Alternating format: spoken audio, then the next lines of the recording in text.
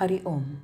योगदास जय गणेश जोशी यांनी निरूपण केलेला ज्ञानेश्वर माऊलींचा हरिपाठ अभंग 5वा. ओवी क्रमांक 18. भावे विण देव न कळे निसंदेह, गुरुविण अनुभव कैसा कळे. भावे विण देव न कळे निसंदेह, गुरुविण अनुभव कैसा कळे.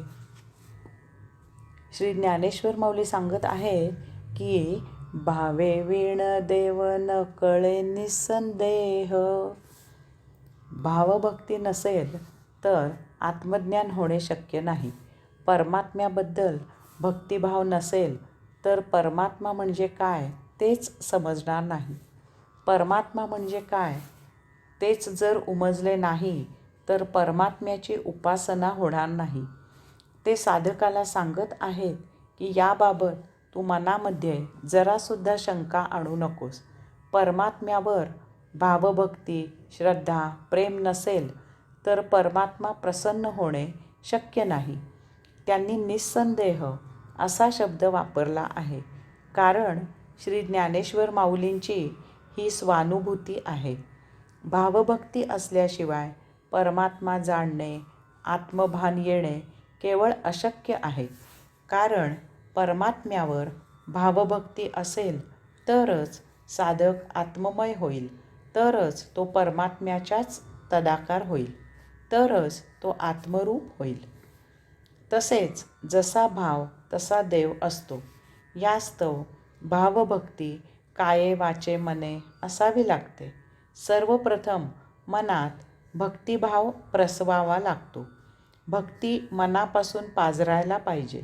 देवाच्या मूर्तीचे दर्शन झाले, देवाची आठवण झाली की मन भावभक्तीने आपोआप उचंबळून आले पाहिजे.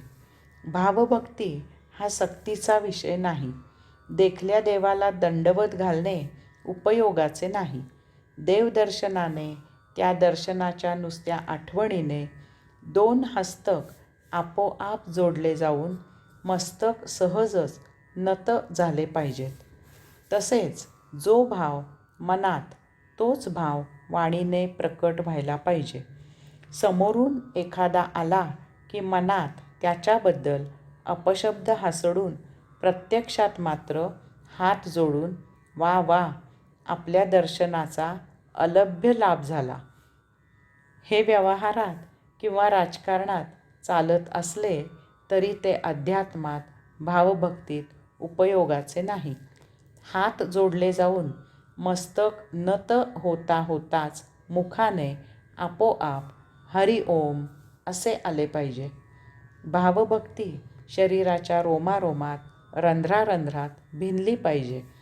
असे झाले तरच परमात्मा म्हणजे काय त्याचे आकलन होईल आणि साधक उपासना करू शकेल आणि मगच अशी उपासना परमात्म्यापर्यंत पोहोचती होईल. या 5व्या अभंगाच्या 2ऱ्या ओवीत श्री ज्ञानेश्वर माऊली आता अजून एक फार महत्त्वाची गोष्ट सांगत आहेत. ही त्यांची स्वानुभूती आहे हे लक्षात घ्यावे आणि त्यापासून काही बोध घेण्याचा प्रयत्न करावा. आजच्या काळाला, आत्ताच्या या अत्याधुनिक संगणकप्रणीत जमान्याला अत्यंत उपयोगाचे, डोळ्यावर झापडे बांधून घेतलेल्या सध्याच्या योगपासकांना डोळ्यात अंजन घालून जागे करणारे असे हे सांगणे आहे. हे सांगणे कोणा सर्वसामान्य जनाचे नसून योगियांचा राजा श्री ज्ञानेश्वर माऊली हे सांगत आहेत हे लक्षात घ्यावे आणि आपल्यात योग्य ती सुधारणा त्वरित करावी. श्री ज्ञानेश्वर माऊली सांगत आहेत की गुरुविण अनुभव कैसा कळे. यातील प्रत्येक शब्द फार मोलाचा आहे. समोर शिकवणारा गुरु असल्याशिवाय तुम्ही जे करत आहात ते योग्य आहे की अयोग्य हे समजणार कसे? तसेच त्यापासून तुम्हाला जी काही अनुभूती मिळत आहे ती योग्य की अयोग्य हे समजणार कसे? तुम्ही ते करताना चुकत असल्यास ते वेळीच दुरुस्त कसे करावे, हे तुम्हाला समजणार कसे, इत्यादी इत्यादी. समोर गुरु प्रत्यक्ष उपस्थित असेल, प्रत्यक्ष त्याच्या मार्गदर्शनाखाली योग शिक्षण मिळत असेल, शिक्षण सुरू असताना गुरुच्या कृपादृष्टीचा कटाक्ष प्रसाद मिळत असेल, तर त्या मार्गदर्शनात, भावभक्तीत, श्रद्धेत जमीन अस्मानाचा फरक होतो. आजकाल संगणकावर, दूरदर्शनवर मुद्रित तबकडी ठेवून किंवा अशाच काही प्रकाराने योग शिक्षण घेतले जाते. असे घर बसल्या योग शिक्षण घेण्याची वृत्ती दिवसेंदिवस वाढत आणि बोकाळत चालली आहे. असे योग शिक्षण घेणाऱ्यांनी यापासून काय तो बोध घ्यावा. सध्या ही प्रवृत्ती वाढत आहे.